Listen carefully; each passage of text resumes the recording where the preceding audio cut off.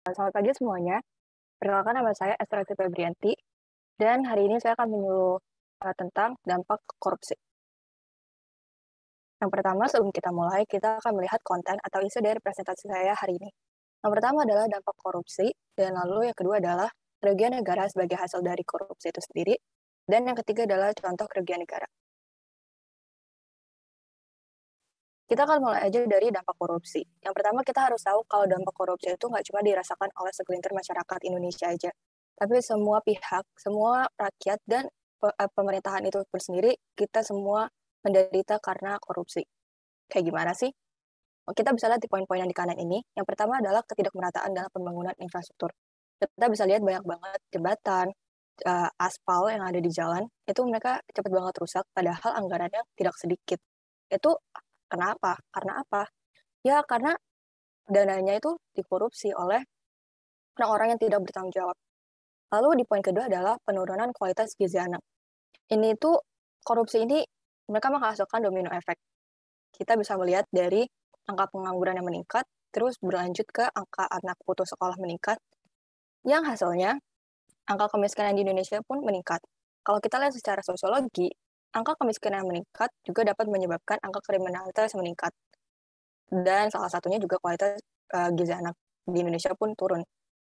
Kita bisa lihat hasilnya, yang paling parah dan paling vital adalah masyarakat Indonesia menjadi kurang mempercayai pemerintah lagi.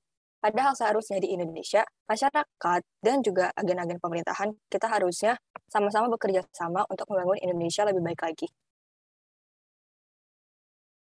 Nah, ini juga fakta yang seperti tadi sudah saya bilang, negara itu juga dirugikan oleh praktik korupsi. Apalagi kalau korupsinya ini sendiri dilakukan oleh orang-orang yang bekerja di institusi pemerintahan, seperti contohnya korupsi anggota DPR dan orang-orang yang kerja di kementerian dan di institusi pemerintahan lainnya.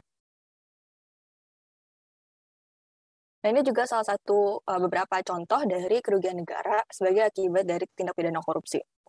Yang pertama adalah para pejabat yang diadili, para pejabat yang korupsi ini tuh mereka dihukumnya tuh dengan hukuman yang ringan, bahkan jauh di bawah tuntutan jaksa penuntut. Padahal tuntutan jaksa penuntut sendiri itu sebenarnya masih tergolong ringan.